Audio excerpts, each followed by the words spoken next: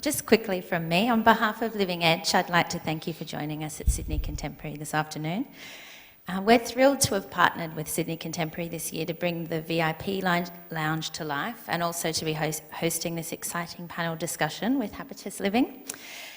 We believe there's such a great synergy between what our clients, you, architects and designers do, and the arts. And it's my pleasure to hand over to Nikki Lobo, editor of Habitus Living, to explore this topic further with our talented panel. Thank you. We hope you enjoy.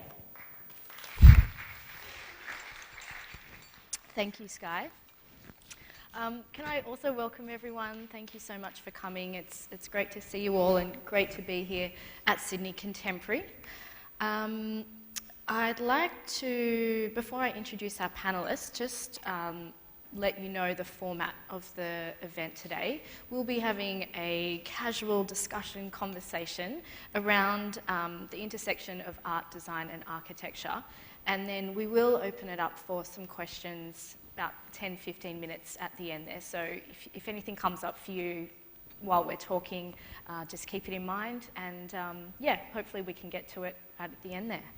So let me just introduce the topic first. And I guess as architects and design and creative professionals, art definitely plays a part, you know, in your life, whether it's through the education that you've done or just in terms of inspiration ongoing and, you know, in a personal sense as well as professional. So today we want to draw a bit more of a practical line between art, design and architecture and to analyse how art can actually bring value into your projects, into your business and into your career. So let me now go ahead and introduce our panellists. Firstly, Roslyn OXLEY sends her apologies. She's actually broken her leg and is in a wheelchair and was unable to attend today. So we're sorry to miss her and hope she gets better, but she does send her apologies. To my right, we have Peter Lynn, who is from Artbank. And I'll give you a little bit of background about Artbank first. It's an Australian government support program that acquires the work of living Australian contemporary artists. The collection is made available to the general public through a leasing program.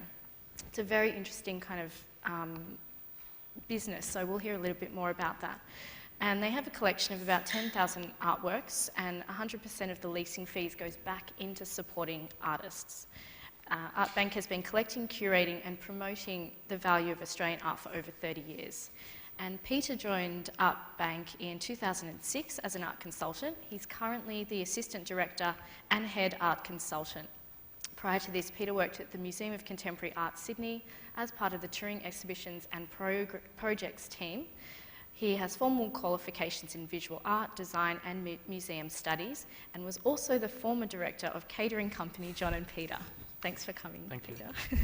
To his right, in the middle there, with the red pants, as opposed to the rust, that's how we're going to separate our middle couch there. We have Nick Tobias, founding principal of Tobias Partners. So Nick has designed and delivered a host of projects from private houses to hospitality, retail, commercial development, office fit-out, adaptive reuse, education, religious, installation, naval, modular, rural, wellbeing and master plans. And now it's time to go home. That's a very big list. Sorry. So Nick has also consulted in the capacity of peer reviewer and expert in the land and environment courts and is a long-time supporter of the arts. He's been a member of the MCA Young Ambassador Program since 2010 and is also on the advisory panel for Sydney Contemporary. On the very end, we have Steve POZEL, welcome. He's been the director of the Australian Design Centre in Sydney for over a decade. Prior to moving from Canada in 1997, Steve was the director of Toronto's innovative art space, the Power Plant. He's created design exhibitions for major museums and institutions around the world, from Japan's 21st Century Museum of Contemporary Art to the V&A Museum in London, as well as the Australian Design Centre, Melbourne Museum and the Sydney Opera House. Steve has been a presenter for the SBS Studio Arts channel, is a founding and current board member of the Australian Design Alliance, as well as being an industry fellow for the UTS Business School. So welcome to our panellists. Now with the formalities out of the way, we can get to the discussion. And I'd like to start by asking you quite a broad question of how do art, design and architecture intersect? Nick, would you like to start? This is Why me? What? Why not? No, I'm happy to start. I suppose the intersection in my mind is a progressive one all the way across the mediums. And if you look at, I think, at one end of the spectrum of these visual arts, you have architecture, and at the other end you have art. One of the things that helps me to sort of look at where the intersections take place between some of these mediums is the constraints that one is dealing with. So in architecture we deal with a huge amount of constraints, and part of, I think, the art in architecture and the mastery of architecture is being able to navigate all of those constraints and still produce something that is a thing of beauty to experience. And at the other end, not that the visual, that art and contemporary art doesn't have any constraints, but it's at the other end of the scale as far as I see it. So, all of these things, I mean, I have a very holistic view on all of these things, but the intersection is more of a gradation from high constraint to low constraint and a lot more freedom. Steve, would you agree with that? What's your perception of how these things combine and interact and intersect? Well, I think we were talking about this a little bit before the session began, and I would even say that it's even more multidimensional.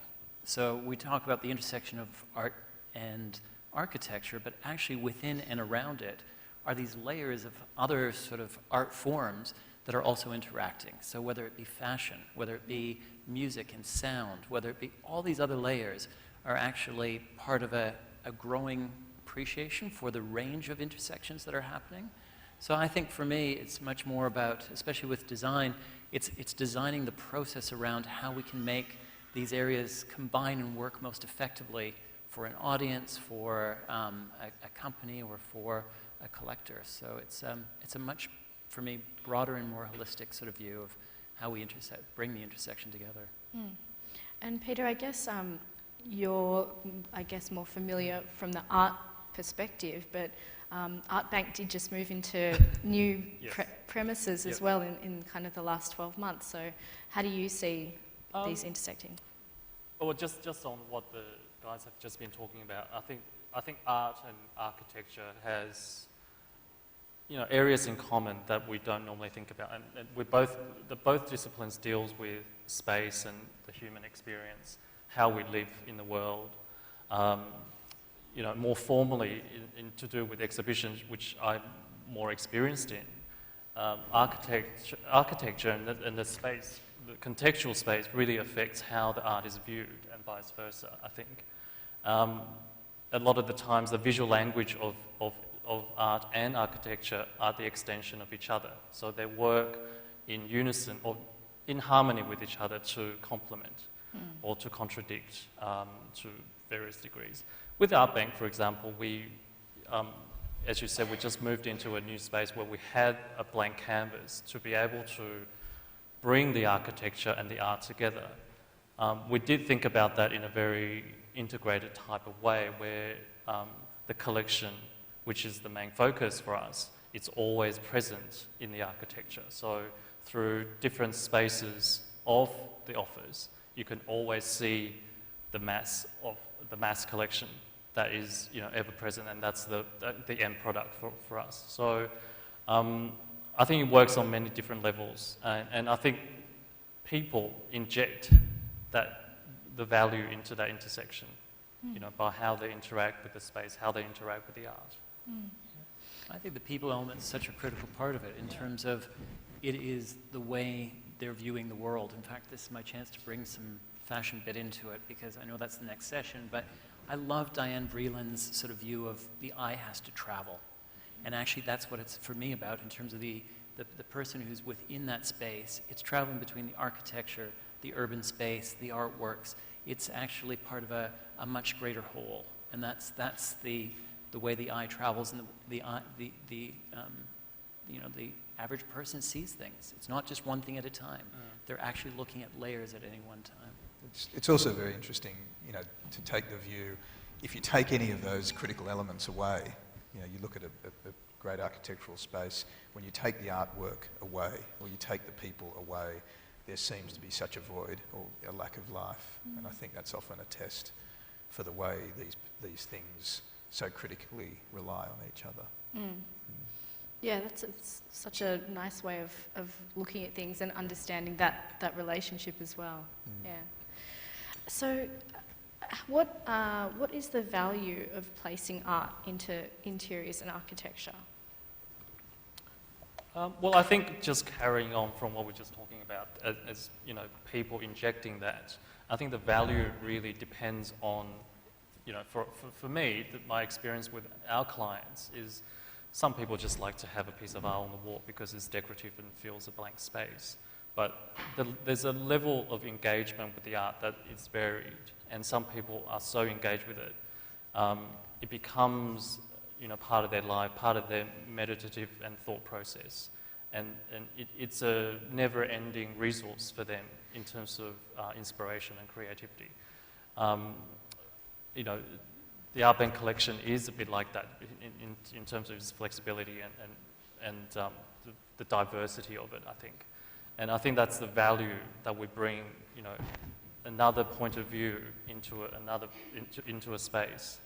And I think that it's an intangible value that you just can't put a dollar figure on, I think. I think, you know, artwork in a space, you know, it's like bringing another personality into the space. I mean, we sometimes refer to the things that we have around as they're like other people in the family. You know, they become part of the discussion, they become part of the dialogue, and really good works of art will do that. You know, they will become not only part of your daily visual life, but, you know, part of the discussion, part of the way you feel.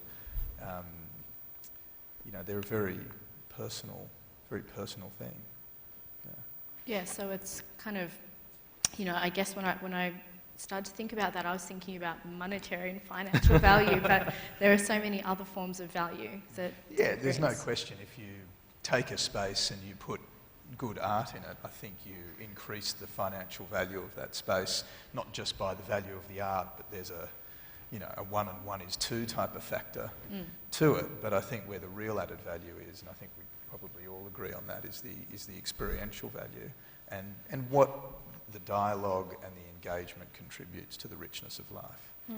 I recently moved into a new house, and well, apart from one of the first things is setting up your bed, it's actually hanging my artworks up, because I don't want to live in a blank space where there isn't any art in it. So it's one of my priorities to inject that into the space, you know, because then it feels like home. It feels like you're occupying that space. It's how we understand where we are, I think. In fact, I'd even take it to art in the public realm. And I'm going to just very quick personal story. When I came to Australia 18 years ago, and the very first sort of 5 hours in Sydney, it was a work of art that actually grounded me to at least have some sense, much greater than the disarray that I felt. So I walked through the Botanic Gardens, and there were noises I'd never heard. As a Canadian, there was like sounds I couldn't understand. And then I walked towards the Museum of Sydney, and I saw Edge of the Trees, the piece by Janet Lawrence and Fiona Foley. And there was a piece that completely grounded me in terms of understanding a connection to place, of a story of its history, and for me, a very profound moment in terms of engaging with the city.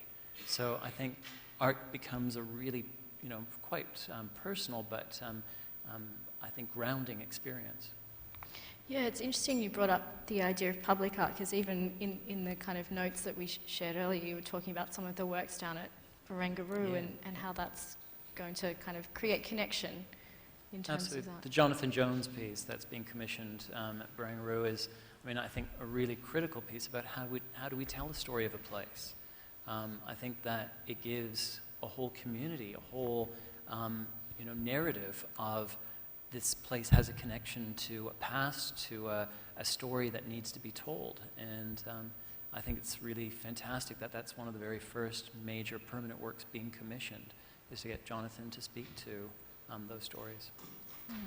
That idea of storytelling, I think it's also very important, because I think we tell our own story by our eye, by collecting the works that we collect, or by going and seeing the exhibitions that we see, and by liking the things that we like. So, you amass this collection of art, you're actually telling your own story through different interpretations as well. And I think that's really important. In the realm of public art, it tells a collective story of the nation, of the city, of this place. And I think that, really defines where we are in the world as well. I think we had an experience once. It was a terrible experience, the polar opposite of that, but it demonstrates the point where we finished this house and we'd been working on it for about 4 years, and the client rang me up about a week later and said, "Oh, can you come over? We're going to hang the art, and I want you to come over and, and help place it." I said, "Well, but you don't have any art." She said, "Yeah, I do. We bought it." And I said, "What do you mean you bought it?" We went and bought the art. And, they'd been out in like 2 days and just bought the art for the house, gone to like 4 or 5 quite commercial galleries and said, that colour goes with the sofa and that colour goes with the wall and that would really look good with the view outside, all those colours, very matchy-matchy. And it was just the greatest lost opportunity because, there wasn't that in-depth connection, and there wasn't that narrative, and there wasn't the dialogue and the discourse and all the things that should come with collecting art. And as a story about them, it didn't tell a wonderful story. Well, you may or may not be surprised I deal with that every single day. I've got, schemes that they're brought in with swatches. I need something that matches the cushions. Yeah. Okay. Yeah. So it's, look, I think, the process of people learning to engage in art, has to start somewhere. And as long as people are beginning to engage in that process, I think as long as they're on the train, that's the really important thing. But the goal and where it should end up are the types of things we're talking about in terms of engagement and expression. And I think once you start doing that, either in your personal collection, a corporate collection, and the way that relates to a brand and a culture, or an institutional collection, there's no turning back. Yeah, because I guess I was interested in how educated are people, our clients, in terms of art, and I get that's kind of twofold, because there is just an understanding of, art and art history and artists and stuff, but also the role it can play in that storytelling sense. So there must be, I guess, a range, of capabilities, of understanding how... Yeah, absolutely. I think increasingly what I'm finding when I deal with my clients is that there is a sense that they want to engage the creative professionals. They want to engage the interior designers, the architects, the art consultants, the graphic designers, to actually bring a creative solutions to their space. And that's what we're here for, and that's what we're here to do. And often they engage the architects and the interior designers that have a space, but they don't know how to live in a space, or they don't know how to decorate the space because they're lacking those tools and education, I suppose.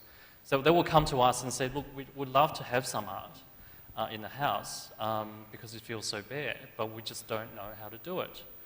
And I guess the good thing about us is we provide that flexible option for them to be able to test things out and start collecting. So we talk about it internally when a rental client rent a piece of art or several pieces of art over several years, but they eventually cancel. But in conventional business terms, that will be deemed as I suppose, a failure because it's a termination of contract. But in our office, we actually deem that as a success because they have started actively engaged with the art and they started collecting the art themselves. So our job is done in that sense, and we move on to the next person to engage them in contemporary art. So I think that's where it's different, and there's a certain democracy about that. I think it's not as if though that you have to understand or know certain artists enable for you to access the art. I think if you like it, that's a good enough reason to start. Yeah. I think, and going back to Stephen's point earlier about, the intersection being extremely broad, including fashion and jewellery and music and all of these things, I think the thing that we find, or that I find the most is, and I don't want to put us consultants out of work. Please don't. No, I'll tread carefully. But all of these things come back to people developing a greater sense of their self. I find that the people we work with who have a great sense of their self don't need to be told what art to buy, what furniture to buy, how to dress. The kind of, you get these, you do get these people who come along who have the art consultant, the interior designer, the architect, the interior decorator, the personal stylist, all of these types of things, because they have no idea what they want, and they have no idea about themselves. And they're great clients to have in one respect, but they're also the most boring clients to have. The best clients to have are people who have a wonderful creative sense of themselves, and they come to consultants to collaborate and to engage. That whole process is a point of engagement, and it's a more challenging job for us, but I think the outcomes are far, far better. And when people are confident enough to express themselves, the collections are better, the furniture are better, the fashion is better, all of the aspects are much richer. But we have some really good consultants in Sydney, at least ones I'm watching in the corporate sector, who are recognizing they're not just stylists, they're not just there to try to fill the gap that maybe the client initially thinks they have, and that is just to get something on the walls. They're actually using it as an opportunity to develop the context for the work, the historical context, the international context for it, seeing actually there's an opportunity to build, somebody who's going to make an initial investment to build that over time to an even greater part where they're working closer together, where they're, as you're saying, Nick, combining an effort in how to approach something. But most people, not most people, but a good number of people are timid about it. They, that first stage is really difficult. It's about developing, like any of us, our sense of fashion, our sense of, what we have around us. It takes time and to develop that. But I'd say there are some really good people out there, consultants in particular, working with the corporate sector to give a much greater dimension to why they're doing, why they should engage with it. Well, I think a good consultant is a good educator as well, and I think that's a critical part of it. But with artwork, and artwork can be a really intimidating thing for people. That's why we developed programs at the MCA, like the Young Ambassadors program, as an opportunity for younger people who have an interest to be able to be in a really comfortable setting, engaging with people their age. You don't have to have any knowledge or any experience whatsoever to become involved in the program. And the program is really set up to educate, lubricated by social interaction. And it's about getting people really comfortable with the concept of talking about contemporary art and putting things out there in conversation that they might not usually put out there, and visiting galleries and engaging with curators and artists themselves. And that's a really critical part of the process of educating. So programs like that are really important. When there's a situation, I guess, when you are trying to promote the idea of art in a project, and I guess this is particularly for you, Nick, how is that communicated? How can you communicate that effectively?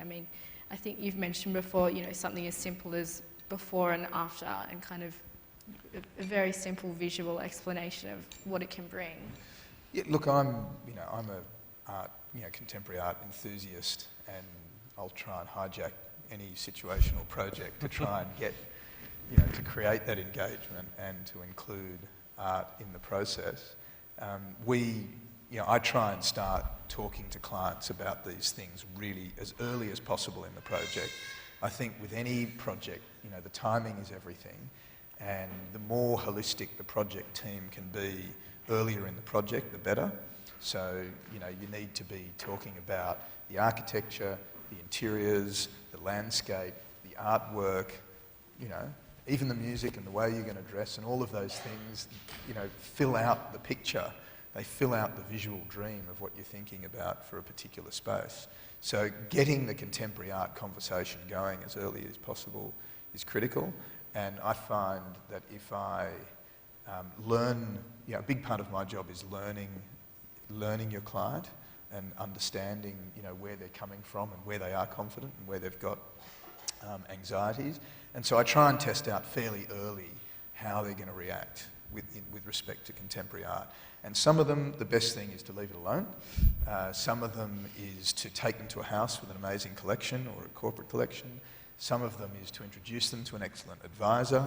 Some of them is to get them involved in one of the programs at the MCA. I'm always focused on getting people engaged there as well. So there are horses for courses, and I think different people need to be introduced to the stream that suits them the best.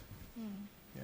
Peter, is that your experience? Is it ideal? Well, obviously it's ideal when people are, integrating your services from the beginning, but is it very often that it's an add-on at the end? In the years I've worked at Artbank has been very much an afterthought. So a lot of the times the project is running to the end point, and before they're being delivered or occupied, they all of a sudden think, oh, we don't have anything on the walls. What do we do? And we only have so much money left and we can't spend a lot of money. So, and they come to us for that kind of solution. And, we provide that solution, but sometimes it's not an ideal solution for what they actually could have been. I think, in terms of communicating the value to clients, I think sometimes it is quite difficult because it's a bit like an alcoholic. You need to admit that you are an alcoholic before you can actually make changes, right? And I think, that value needs to come from immersion and understanding. And understanding comes, and both of those things come with time. A lot of the times when we enter a space and we place an artwork in that space, it's more about something on the walls.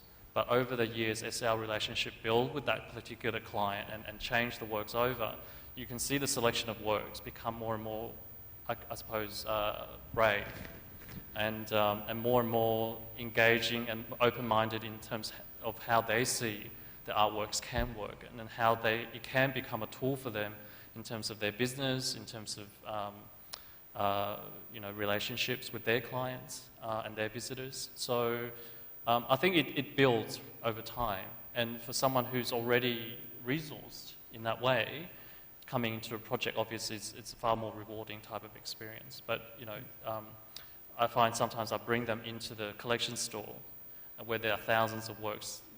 The simple all of all these works would actually convey that message and that value. So, yeah.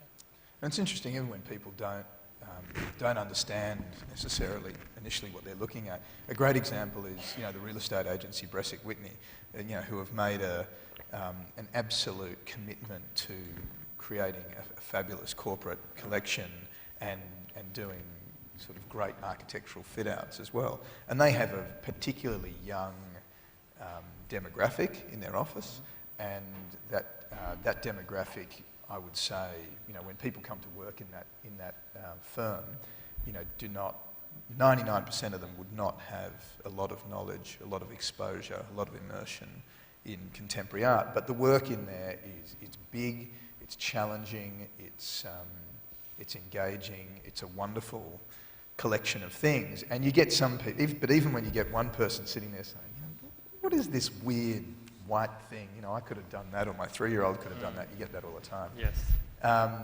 It sets up a discussion, because somebody else inevitably kicks in and says, you know what, I actually understand this. And you see the learning that goes on in that space because of the collection, and you see that happen with a lot of people who are not educated in contemporary art, and I think it's an amazing thing for their culture. Incredible. But there's such a story when you walk into an office, and I think there's a big divide where the receptionist can tell you everything about the work. She's met the artist. She's really excited about the work and what. But then you have the complete opposite, and you ask who did the piece, and they just go, I don't know.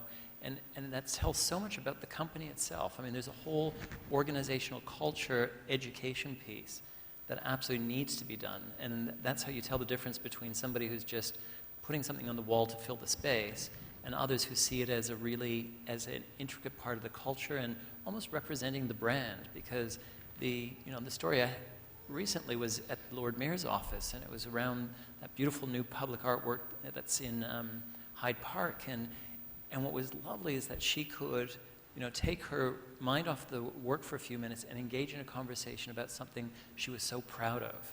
And I think that the process of really, the commitment has to be more than just we want to put something on walls or we want to create a special piece that will stand for us. It's actually about how you engage the conversation. And back to your point about storytelling, it's so much about getting everyone to understand the story. Yeah, absolutely, absolutely. If we think about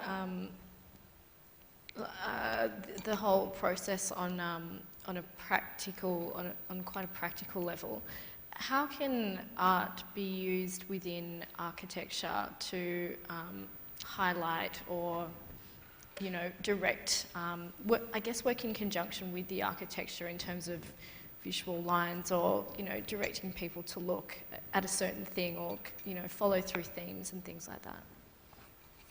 How can art do that? Well, how can they work together to do that?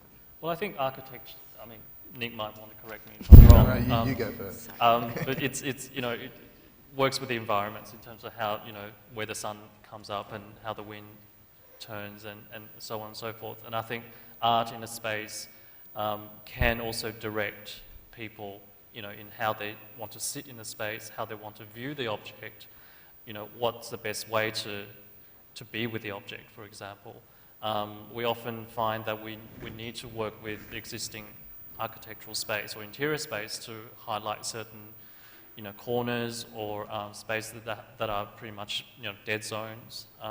And you can do that quite successfully by putting some kind of visual interest there. And I think that's when art becomes more of a problem solver as well. So. I think that's right, but contemporary art, I go back to before about art being really like having these other family members or friends or co-workers in the space. Different artworks have different personalities, and some of those personalities can be unbelievably strong, even overwhelming, and that can be the right thing for a space. So, some spaces can cope with something that's that strong, some spaces need something that is that strong. And, it's often, you can't really tell if it's right until you put it in there.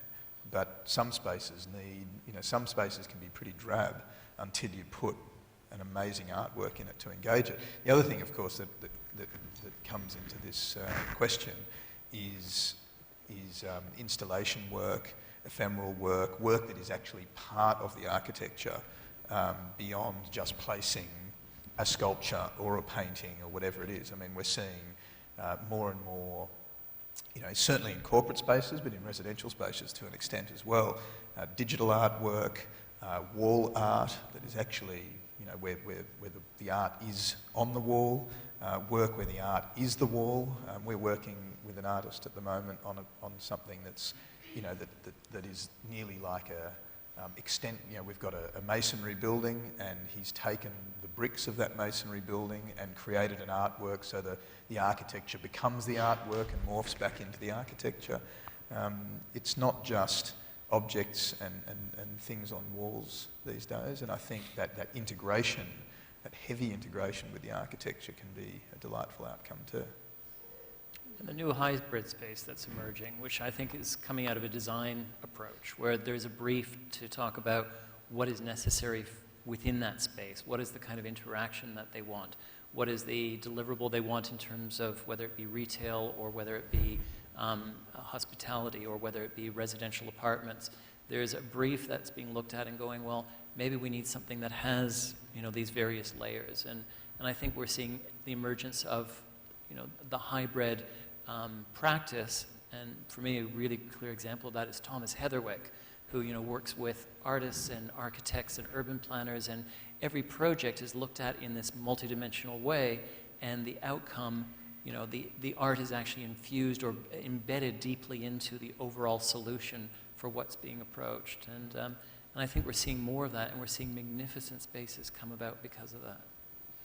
The other thing that, when we touch on things like retail and hospitality spaces, and obviously the critical part of all of these things is the experience that you have in that moment. But the other thing that art, I think, does so wonderfully when we talk about this intersection between art and architecture and design is the memorability of spaces and the memorability of experiences. So the strength of the memories we have of a particular space, I think, are heightened hugely by the works that are in that space. When you add those layers of the visual engagement, the narrative, all of those things, the way you remember that space is a much richer experience. We refer to it, at least within, some of us do, in museum field, as sort of the echo impact. So that when somebody sees something, that it's not just that they're going, oh, this is really great.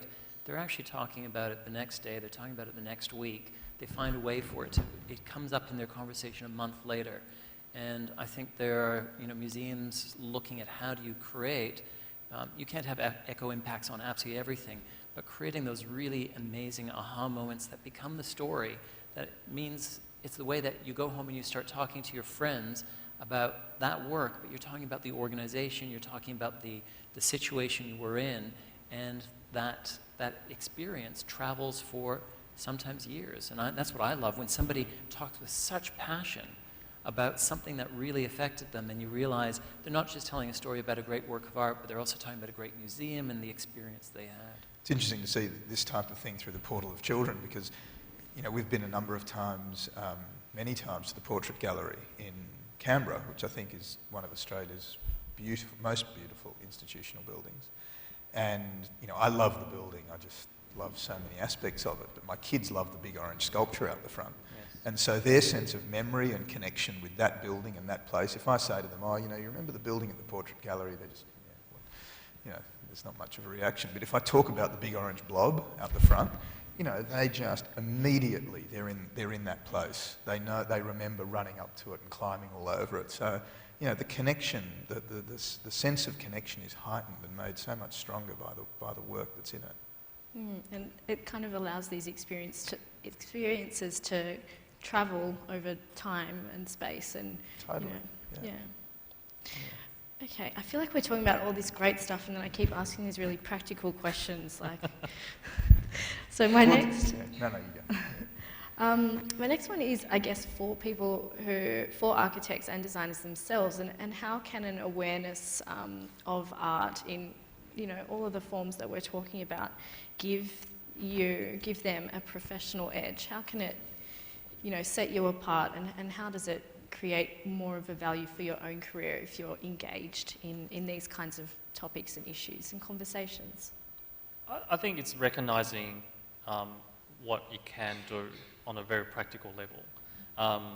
Artbank not only does, we not only put work in corporate offices and private homes, but maybe people don't know this, all our works are all over the Australian embassies abroad. So they're used as a tool for cultural diplomacy, as representing our nation in that kind of soft power context. And I often go into the corporate offices, and invariably they want something for the meeting rooms or the boardrooms. And I would, a lot of the times, advise for something that's really divisive. So that's really provocative, not just a pretty landscape. Because I think in a room, like a meeting room, often you're in there for a negotiation, you're nutting out a solution or a resolution.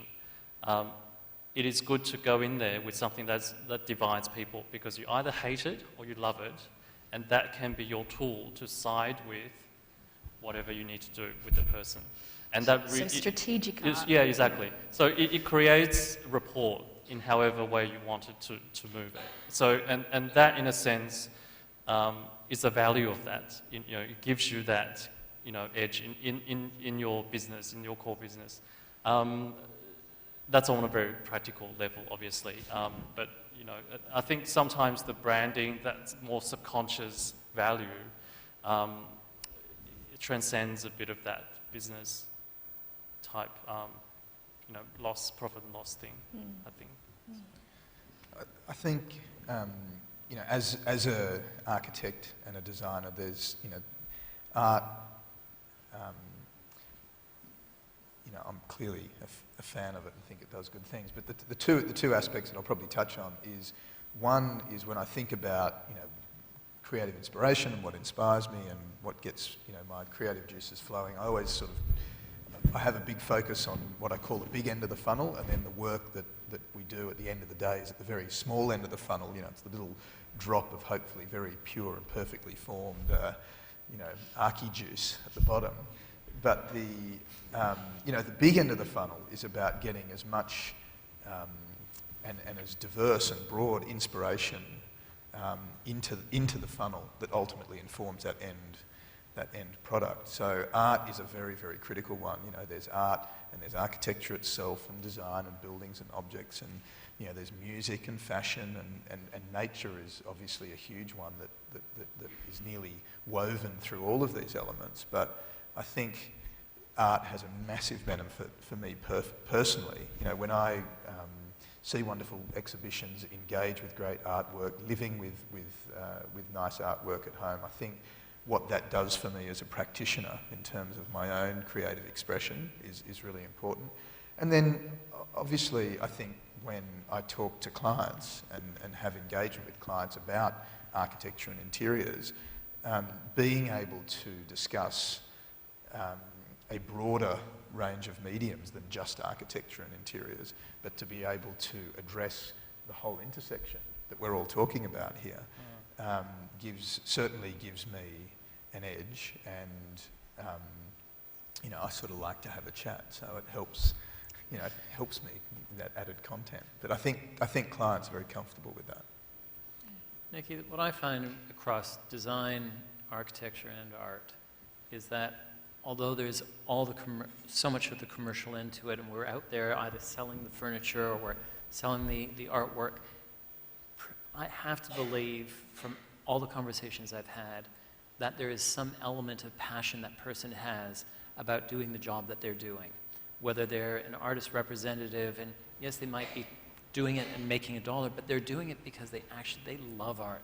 And I would say pretty much everyone in this room, I can't believe you're not here. You wouldn't be here if you didn't have that passion of just understanding the quality that it brings to our lives. And I think that's why I love working in the sector the years that I have, is that is the common trait. It is this passion that we bring to the worlds that we work in. And we know that the art itself can create a passion for other people once they learn the stories and understand the context of it. So, I think that's absolutely correct. And when I think about what is really at the essence of art and the essence of architecture and the essence of living a richer creative life, and what ignites that passion, it's all about meaning at the end of the day. I mean, I love what I do because it's infused with meaning. I love talking about art because it's all about meaning. I love engaging with art because it's about meaning. And I think a life that doesn't have a lot of meaning around it is really lost. Not something I want to have. But through this whole intersection we've talked about, and I think people who are truly creatively passionate, there are no firewalls between these mediums. Whether it's the way you dress or how you decorate your home or how you interact with your clients, the things you read, the music you listen to, it's about finding powerful and relevant meaning in all of these things. The passion comes through that, the creativity then flows on, and good work comes of it, and the cycle continues. So, Amen. amen. On that quite beautiful note, I think we'll have to end the formal discussion. But I would like to ask the audience if there are any questions for our panellists. I think we have a microphone.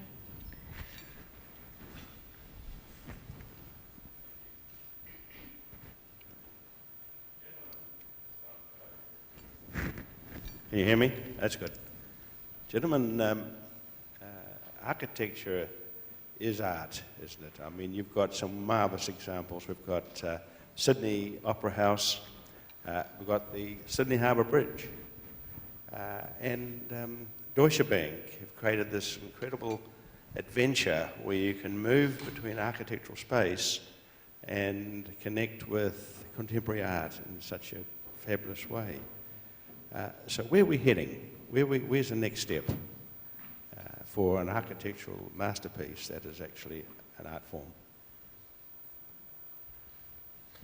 Well, I'll tell you the areas that I'm excited about is when the architect is working with the developer who's working with the team of artists who might be involved in the project, and they're not just thinking about the static, they're thinking about the elements that are also temporal, but not just temporal for the next 5 months. They're thinking for the next 5 years we're going to actually curate these series of events and projects and pop-ups, and it's actually about, for me, the ongoing layering of a much more holistic sort of enterprise. And I think that is the really exciting territory when we're thinking boldly about what kind of ongoing movable art elements and or cultural experiences we can create in the space at the very start, and recognizing that it could also shift and change as the audience changes, as the building and the residents of the building change. So I think it's about a much more multidimensional brief and a way of moving forward with buildings. That's good one thought. Would you agree that there seems to be a shift away from the monument? The idea that we're building a monument in a building, and that it's all more about human experiences and social interactions and how we interact with each other. And yet everyone would like to have an Anish Kapoor in Chicago because we know how well that works, but not everyone can have that. Yeah. So I think they are looking at other things. I mean, the work that I see that's so exciting is all of a sudden, incorporating, the water. So a harbor becomes part of the relationship to the building at the edge of the water. And it's looking at how digital can be portrayed within the element of the water and its relationship to the land. It's those new tensions that are being explored that become experiential versus just the one object that you come and meet and greet. Yeah, I think there's certainly, the building as object is something that there's a lot of movement away from, and the experience is definitely, we look at buildings like the Opera House, and it is both an extraordinary object, whether it's real life, in Lego, whatever it is, everybody knows it.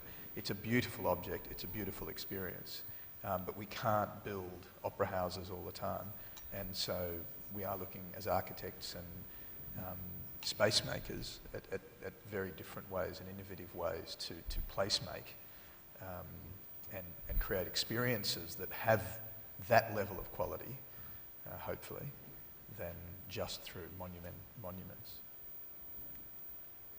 We've probably got time for one more question, or there's two. Maybe we can do two quickly.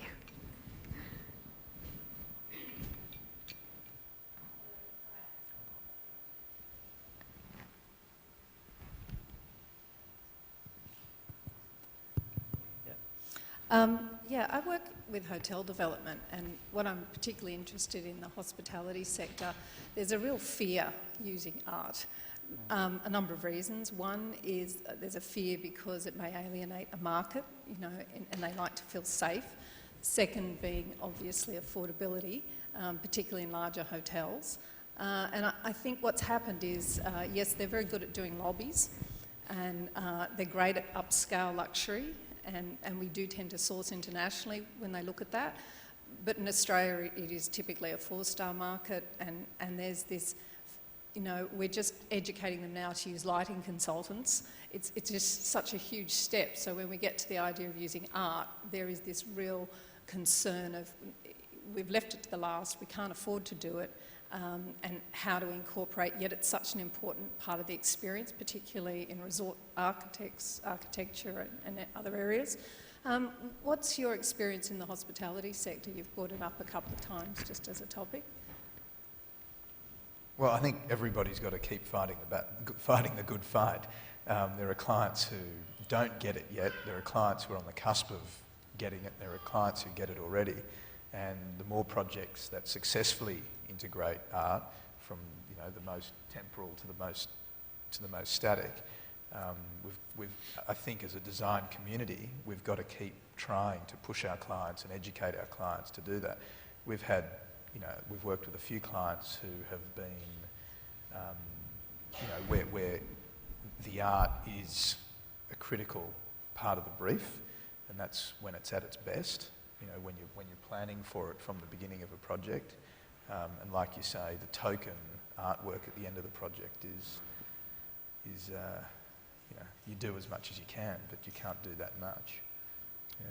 Well, I've worked with all levels of hotels, from small hotels in Canberra to at the moment we're consulting on a new hotel where there's a combination of commissions, curating and leasing. So that's where it's heading. I think a combination of different type of art source where we can actually step in and supplement what is, where it becomes inadequate.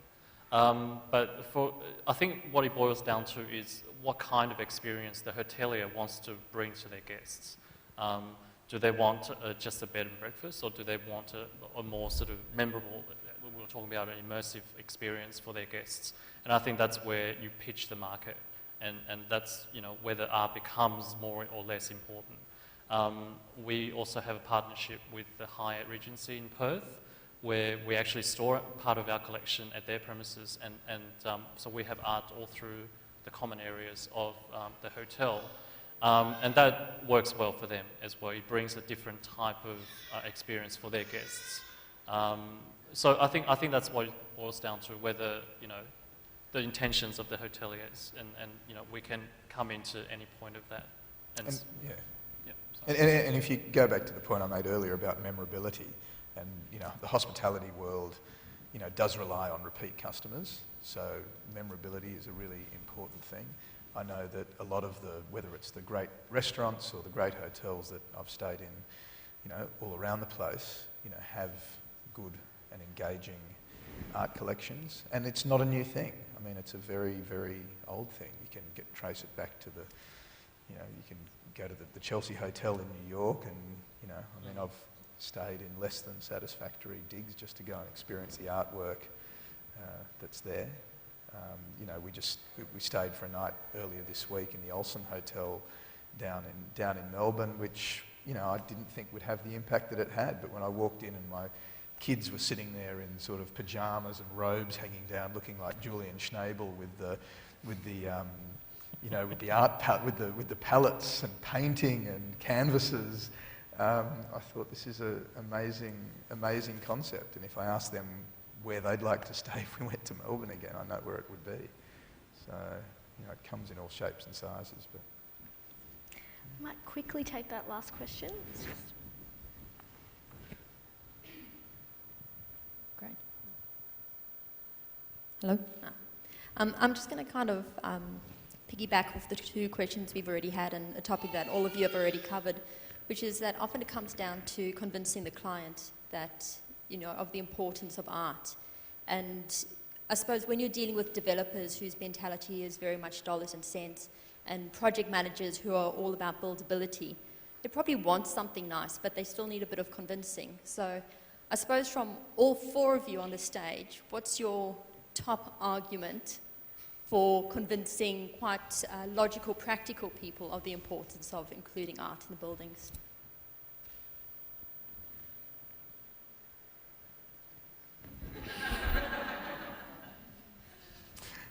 Who wants to go first? I'm just thinking of the summary of the summary points. But I mean, you can engage any of us at any time to come and present to these developers. Look, I can start, I suppose, because it's most present in my work, because we're often dealing with dollars and cents. And that's where, I suppose, leasing program that we operate comes in, that replaces the acquisition program that the corporates normally are too hesitant to go into. I suppose, we take away a lot of that expertise that you need to maintain an investment like a piece of art. If they buy $100,000 worth of artwork, it's quite a lot of work. that goes into preventative conservation, framing, and the cleaning and the constant management of that asset. Insurance. Yeah. And it over time becomes a liability for the company. And at the end, they will want to divest themselves of that liability, I think. And that's where we come in, where we offer a more reasonable and I suppose flexible option financially for them to rent a piece of work. And there's a flexibility of changing that work over time as their needs change and as their tastes change and as the art practices change as well. So my argument is, rental it's very flexible, and when it comes down to dollar and cents, it makes sense for that to take a place of an acquisition when budget is at a stretch. So I think the real key is to create the spark. And I walk around with one particular book, and it's, I've mentioned him already, Thomas Heatherwick. And as a designer, architect, urban planner, he works with a studio that's filled with, he's just invited all these other individuals to come and work with him. And the book itself is a beautiful big book that covers so much different. And I use that book not because the organization or the person I'm talking to will be able to get Thomas Heatherwick, but it gives such a beautiful range of what the possibility is. And if one can create that spark, I think that is actually that big step to getting that engagement, because then it's about, well, how would we do it? How could we pursue it? What are the benchmarks here that actually fit with the kind of situation we're talking about? Is it an indoor situation? Is it a a monument of some sort? Is it so? I find often it's about creating the appetite, the spark in others to get in on the journey. I would just maybe add to that as well, just because I'm coming from the media angle, I guess, is that I think through communication of successful examples can be a really powerful way to show someone who's interested in dollars and cents and numbers of how the integration of art into projects can lift the scale of it, get more attention, attract a certain level of client as well. And so all of those things do end up kind of equating to numbers and dollars too. So, yeah. I mean, I'm not sure what type of developers you're referring to exactly, because there are developers who you'd have very little chance convincing to do something significant with artwork, and there's developers who are on the cusp of embracing a Thomas Heatherwick type of approach. But I think there's lots of strategies. I mean, I think that the spark is incredibly important, and if developers are looking at off-the-plan sales and all those types of things, the introduction of artwork again can create more engagement, more memorability. And at the end of the day, I think I have this debate with clients sometimes, even in private residences, where they're looking at, do I have that amazing wall finish, wallpaper, wall panel, whatever it is, or do I have a piece of artwork? And even from my architectural and design standpoint, I'm always arguing for the artwork because I think it adds more value to the space. We often come up against those wallpapers and finishes on the walls. Yeah, it's a big fight. Thank you for fighting on our behalf. I fight that fight. And the big thing with developers is, it's not attached to the building. It won't have a defect. They can take it with them or change it one day. Art is a wonderful, flexible, tradable asset that can add value to the experience, it can add value to their sale, it can create a repeat customer. But leading from example, like Nikki says, I think is probably the most powerful tool. Thank you for being such an engaged audience. Thank you for all the questions, and I hope you've enjoyed our talk this afternoon. And if you do want to see any of the other talks, they're all being live streamed and are available on the Sydney Contemporary website. So you can hear a lot more of this kind of stuff and many other things either during or after the event. So I'd just like to thank you once again for attending. Hope you enjoy Sydney Contemporary, and also thank you very much to our panellists for their time and insights and sharing their experiences. So thank you. That was fun. Thanks, Nick.